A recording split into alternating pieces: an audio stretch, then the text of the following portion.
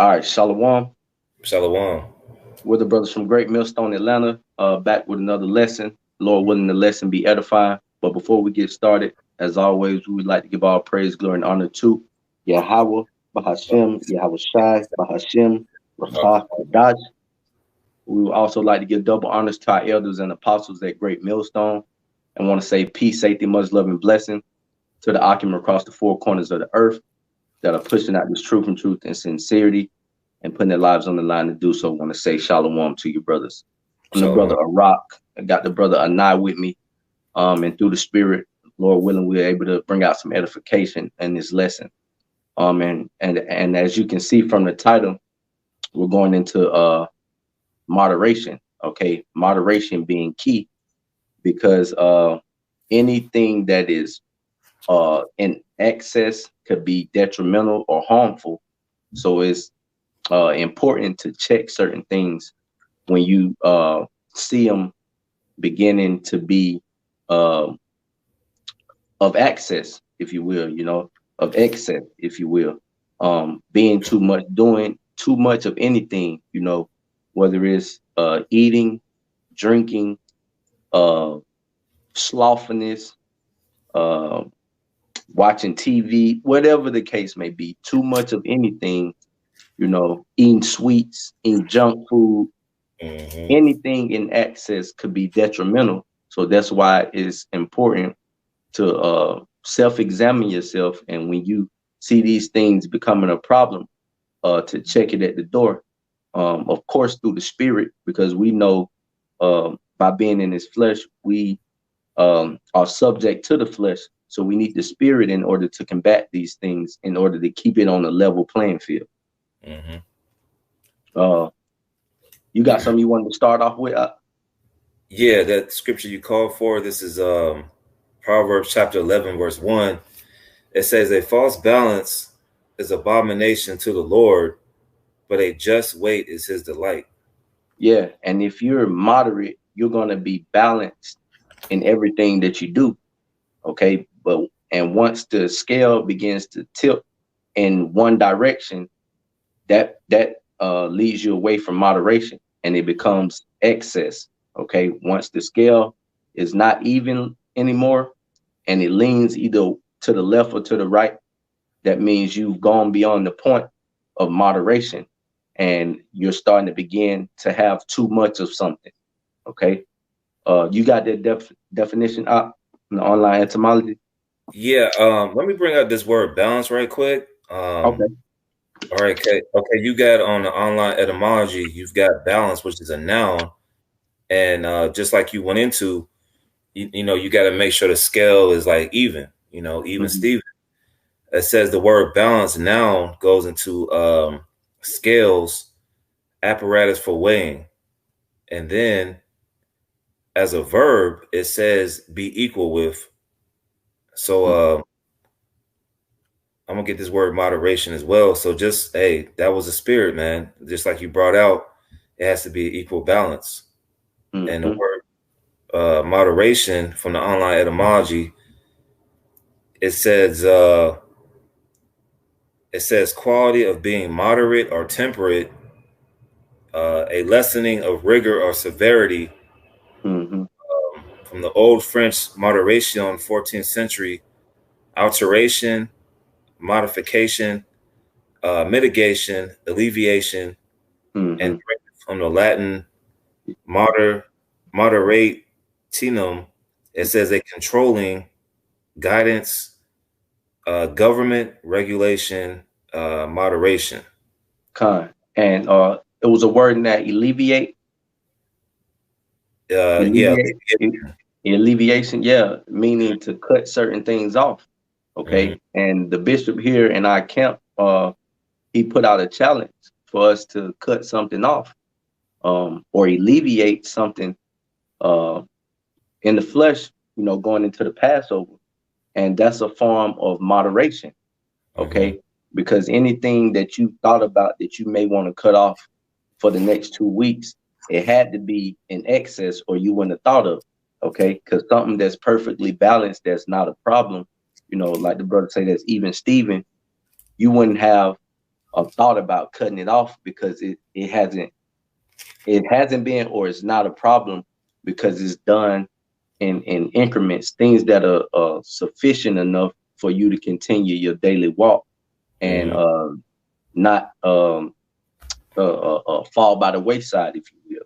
Okay, so if you're alleviating certain things, okay, when it starts to go, when the scale starts to tip and you get it back even, that's a part of moderation. Okay, you had something, bro? Yeah, Khan. This is Matthew chapter 5, verses 29. Matthew 5 and 29. And if thy right hand offend thee, pluck it out and cast it from thee, for it is profitable for thee that one of thy members should perish, and not that thy whole body should be cast into hell. Verse 30. And if thy right hand offend thee, cast it off and cast it from thee, for it is profitable for thee that one of thy members should perish, and not that thy whole body should be cast into hell. So, you got to learn how to cast certain things off. And by no means does it just happen overnight. It's something that takes time, and it takes examination. It even takes time. It even takes the time for you to talk to yourself and be like, hey, man, look, you need to work on this, whatever it may be, whatever, might be holding you back from doing something. You have to literally cut it off. That doesn't mean you're going to chop your right hand off. It's not literal. It's just if something's in the way, cast it out of your sight so you can be even more focused on your path, That's right. Con.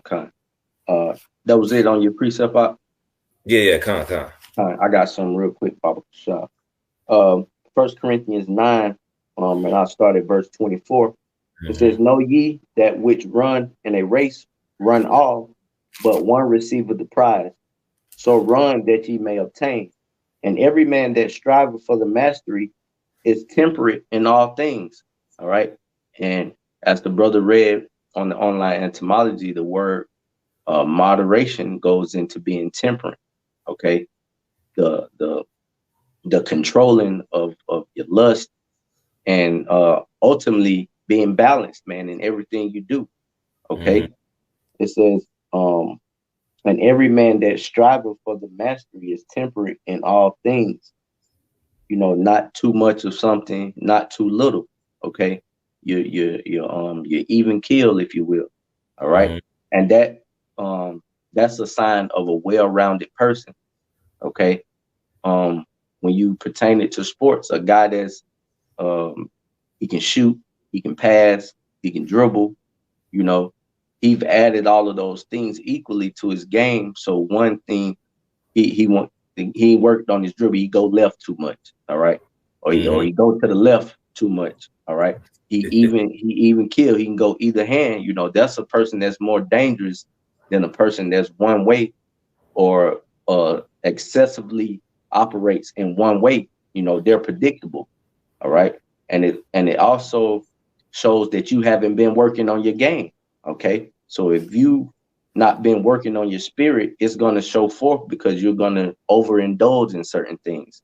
All right. And you may not catch it, but the man next to you may.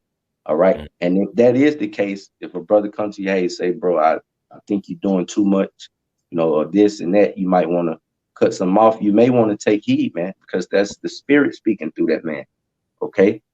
Because it's easy to get caught up in your day to day and you don't catch it because, we're in the flesh, like I said earlier, but it's important to check that shit at the door, man, and become, balanced in everything you do, in all things, because that makes a well-rounded individual, spiritually, mentally, and physically, man.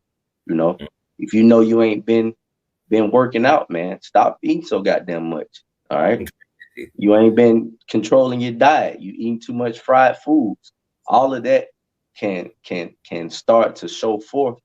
And, next thing you 50 pounds up, in the blink of an eye, because you ain't became moderate or temperate in what you put into your body. All right. eating all sugars and all type of shit. And next thing you know, you got diabetes, eating a lot of salt, you got hypertension, because you're not putting the right type of balance in your life that you need in order to sustain. Okay. Just finishing off, it says, now they do it to obtain a corruptible crown, but we an incorruptible crown. So in the spirit, the things that you need to add unto the spirit, you need to add it equally. And the things that you're doing too much of, cut back on it. But you got it out. Yeah, I wanted to get that word mastery in 1 Corinthians 9 and 25. And see if I can, is this thing gonna be loud enough? See if I can play it. Strong's G75. Agonizamai. Agonizamai. All right, now that word mastery, is G75. And it reads, to enter a contest, to contend in gymnastic games, to contend with adversaries, to fight, metaphor to contend, struggle with difficulties and dangers, to endeavor with strenuous zeal, strive to obtain something. So we're obtaining the crown. We want to be joint heirs with Yahweh Shai. So just as much as these athletes and entertainers, you know, you might have a guy like, what's the guy's name? Mayweather, who doesn't drink for like 6 months or doesn't indulge with women for 6 months. You know, it's certain things that they cut off. So how much more us that's fighting for incorruptible crown, you know, not some title, some belt. You know, Mike Tyson said that all the belts that he had was garbage. He basically threw them in the trash. So how much more us that's fighting for everlasting life to look at ourselves, you know, and look at ourselves and say, hey, there's something that's going on. I need to address it. Or like you said, if a brother or several brothers come to you, obviously there's something wrong. You know, we've all been there before. Well, you know, a brother or two come up to us and, hey, bro, you know, you might need to do this. You know, watch out. So we're in a greater profession. You know, this whole system that we know of, all the championships and the plaques and the MVPs and stuff like that, it's about to be destroyed. So we're looking for something that's way past this life. So we've been called to a higher profession. So that means that we even have to check ourselves and be the one to get sound admonishment or rebuke at times, you know. Kind.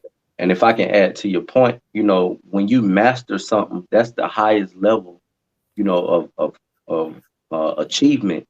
Mm-hmm. All right. And those that have reached the level of being a master at something, you can best believe that they have a certain balance to their life in order for them to get there.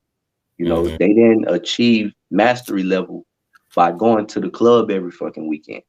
They didn't achieve mastery level by indulging with women over excessively. You know, they've learned how to conquer their flesh, if you will, to a certain extent, to where they can cut those certain desires and lust off at a point to where they can reach that mastery level. Baba Kushah, grab Titus 1 and start at verse 7, Baba Kushah. All right, Titus 1 and 7. Read verse 7 and 8, Baba Kushah.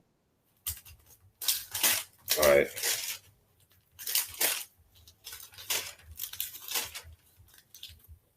I'm going back a little bit. Excuse me.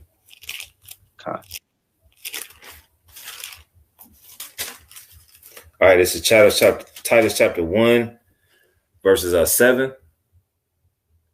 And it says, this is Titus 1 and 7, for a bishop must be blameless as the steward of the Most High, not self-willed, not soon angry, not given to wine, nor striker, not given to filthy lucre.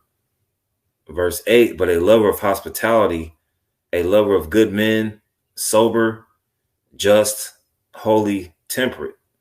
All right. So that verse went into the things that you need if you want to be a bishop. Okay. Mm-hmm. And in that, I just want to highlight the word temperate. You know, if you want to be any sort of or on any type of level, it's important to moderate your actions, you know, because we can't say it enough. Too much of anything you can think, you can even drink too much damn water, you know. Yeah. And that should dehydrate you. You know, anything that you can think of too much of will come to bite you in the ass. Okay. You can eat too much food, you know. You know, you can drink too much wine, you know. You can take too much of an herb, you know, and have side effects if the dosage isn't right. All right. If you don't take it in moderation, all right, it can be detrimental to you. Okay. So temperance and moderation go hand in hand. It's important to have these sort of characteristics in order to master anything that you want to do or meet a goal. All right. If you set down and you set long-term and short-term goals, all right, and you know the path in which you're going on, you're not going to be able to achieve those goals. You have to moderate. All right. You have to cut certain things off and also add certain things. Okay. If you don't have temperance, add it. All right. If you do have temperance, that's good. All right. But you can always do more. All right. So if you have goals and you set them and you know the way in which you're currently living is not going to get you to those goals, that means you're doing too much of something. Okay. And you have to self-evaluate in order to see what you're going to need to achieve, you know, those certain goals, whether it be in the spirit or whether it be carnally. All right. But you're going to have to moderate regardless. Okay. Because if you didn't, you'll be a perfect soul. If you look at yourself in the mirror and don't think you have to moderate your life or that it's perfect the way it is, then you fooling yourself, man. You know, we're in these chains of darkness. There's things that we love to do that we can overindulge in and it becomes detrimental. Okay. You got something, bro? Yeah, I got that word in the Greek for temperance. Let me play it right quick. Strong's G 1468. Ekrates. Ekrates. All right, Ekrates, G 1468. And it reads strong, robust, having power over, possessed of a thing. The third category makes sense. It says mastering, controlling, curbing, or restraining. And under the A category, it says controlling oneself, temperate, continent. So, yeah, before, you know, I've been hearing this week. I've been hearing this from just listening to some self-motivational things. If you don't learn how to master yourself, what are you going to learn how to master? And that's important. You got to make sure when you're accomplishing any goal or task, you got to make sure that you don't get too far ahead of yourself. You know, you got to add temperance. You know, if you're stuck to learning a trade, you've got to be locked into doing that trade. That means even on the weekends where, you know, all your friends are trying to get drinks or they're trying to hang out and like, I'm sticking to this, or you got to put things away, or you even got to make sacrifices and stay up so you can get the understanding of what you're doing. That all goes into a mastery. So you really have to get into a point where you have to know yourself, you know, your strengths and weaknesses. Like, well, on this day, I noticed that I've been playing too many video games, or maybe I've had way too many drinks, or maybe I've ate that food and I ate that particular food, like you said, and I got up too late because, you know, maybe if I could have ate something a little bit more nutritious, that would have helped me. So in the long run, like I said, it takes a while to get to that level. It doesn't happen overnight.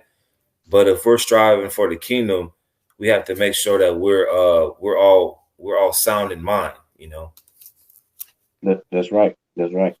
You know, a person that's trying to lose weight, but know they eat too much. You can't say, well, I'm gonna just keep eating the way I want to do and the weight gonna fall off. You know, it don't work like that, you know. And even, you know, with this truth, you gotta moderate it, man. You send up 23 hours out of a day, out of 24-hour day watching videos and reading, you're a weirdo. You're gonna be bugged out. You know, you gotta have some hobbies, man. You gotta do something to occupy your mind, you know, outside the truth, you know. So anything you do, even you know, learning the scriptures, you know, eat what's sufficient for thee, then come back the next day for some more. Don't sit there and just be gluttonous, you know, on the spirit, because, you know, new level, new devils, man. And if you ain't built up to the point to where you're overindulging, then those demons, you best believe they're gonna mess with you, man. All right. And this is First Corinthians. You ain't have a precept, did you? That you want to get? Okay. This First Corinthians chapter 10 and verse 23. It says, "All things lawful for me, but all things are lawful for me, but all things are not expedient. All things are lawful for me, but all things edify not." All right. And I wanted to bring that out because, like I was saying, you can overindulge in the truth. You know, you can get caught up into something that's lawful, thinking you're not going off, you know, but you're doing too much of it. And it becomes not expedient for you or the gospel. Let's take drink, for example. Of course, the scriptures say, give strong drink into him that is ready to perish, you know, and it speaks about drinking wine, you know, and it also tells you in moderation, not in excess. All right. If you know what that is, if you want to bring it out, so it also even tells you that, yes, drinking is not going off, but you should drink in moderation and not in excess, because just using that as an example, not saying, you know, brothers is alcoholics and shit like that, you know, but hey, there's a cutoff point. If you see, you know, you getting belligerent, you becoming a striker, you know, you cussing brothers out, you know, you don't know how to handle your liquor, you want to cut it out, man, you know, because you're making a fool out of yourself, you know. You got that? I got one first in Proverbs chapter 20 and verse 1. It says, wine is a mocker, strong drink is raging, and whoever is deceived thereby is not wise. Yeah, that's a good one too, you know, because the wine and the strong is there to, you know, relax your mind and, you know, take a load off, you know, for relaxation. But once you're doing it overly, you know, and becoming sloppy and pissy, you know, what is that doing? That's not of any kind of edification. All right. That's you know, you doing too much. All right. So you got to check it at the door, cut it off, you know, pray to the Yahweh Shemi outside that whatever you're going through that you're trying to mask with the drink, put it in the Lord's hand and let him take care of it, you know, if it need be. And every time I read that scripture, man, I'll be thinking of that dude from ISUPK. Well, he said the one that said John the Baptist is not a man of the Lord, and he had that big bottle of scotch, because if you drink and get belligerent, you'll say the most asinine stuff out of your mouth, and then you wake up and then you got brothers looking at, I don't know about him, man. You know, it's sort of to a certain point where with the alcohol, you know that it's gonna come inside of your body and it's gonna leave inside of your body, man. And you gotta have a balance to that, man. You gotta you know, replace that, you know, with the spirit and even some physical things. Like you said, if you're trying to lose weight, you know that drinking is not going to be good for you, man. You know, you can't drink every single day if you're walking or exercising, man.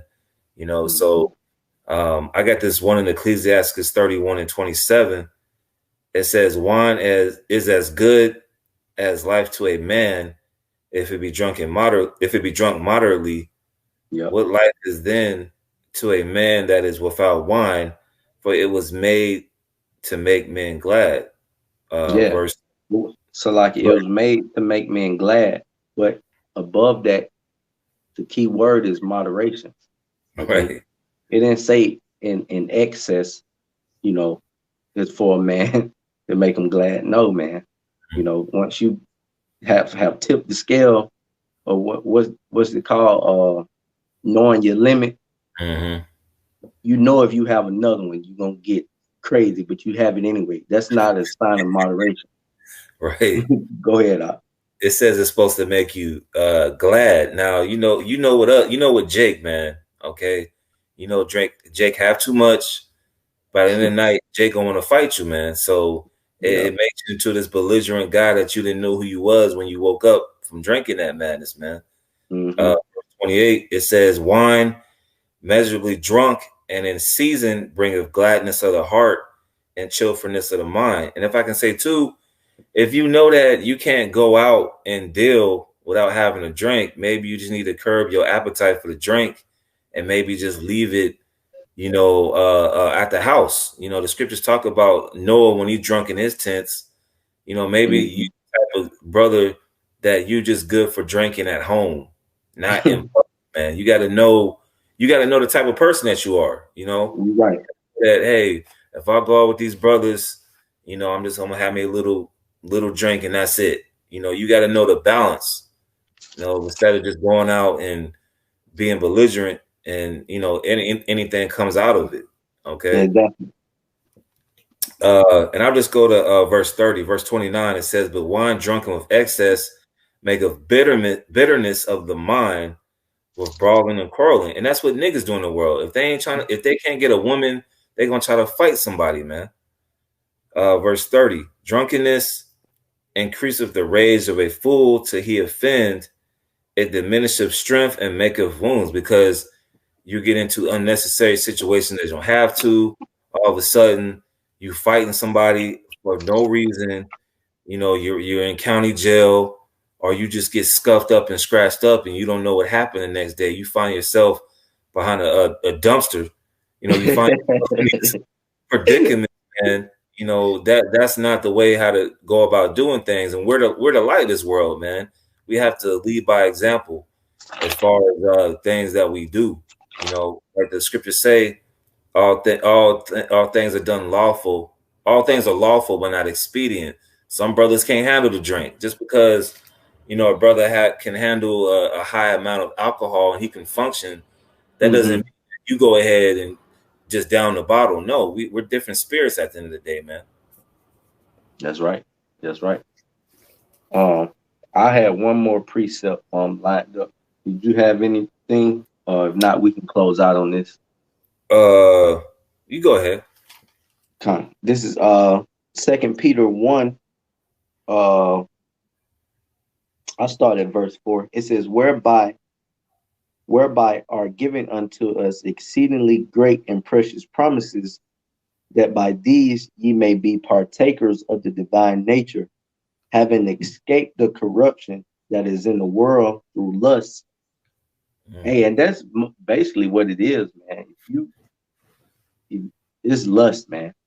The lust of the eyes, the lust of the flesh. You know, that's a hard thing to control, you know, without the spirit, you know. Verse 5, and it says, besides this, giving all diligence, add to your faith virtual, to virtual knowledge, and to knowledge temperance, and to temperance patience, and to patience godliness, and to godliness brotherly kindness, and to brotherly kindness charity. All right. And if you add all of these things, you'll be a well-rounded individual. You know, you'll be well balanced. You know how to deal in any situation, with charity, kindness, patience, temperance. All of these things are fruits of the spirit, man. And if you have those, you're a balanced individual. Okay. Mm-hmm. That pretty much covered everything, man. And if you don't have certain things that the scriptures just named, work on it, add it. All right. If you have too much of one of these things, also scale it back, scale it down. Mm-hmm. And I want to use charity, for example. Excessive charity. We all know that charity covers a multitude of sins, but you don't want to just be given to the point where now you got a pink slip in your door and your light's about to be turned off. That's not that ain't smart, man. Mm-hmm. Just overly giving when you don't have. All right, you give where you can spare, man. Mm-hmm. And if you do overly give, not saying you're going off, but you gotta have a balance, man, to everything you do. We know that the Lord is gonna have us, but He also has He gave us the scriptures, man, in order to conduct our lives in a certain way, and just to overly give when you don't have is unwise, Mm-hmm. So you got to moderate everything that you do, man. Okay. Mm-hmm. You had something, bro? That's basically all I had. Mm-hmm. Okay. All right. So, hey, Lord willing, this lesson was edifying. We want to end it by giving all praise, glory, and honor to Yahweh, Bahashem, Yahweh Shai, Bahashem, Sakudash. Double honors to our elders and apostles at Great Millstone. Shalom. Shalom.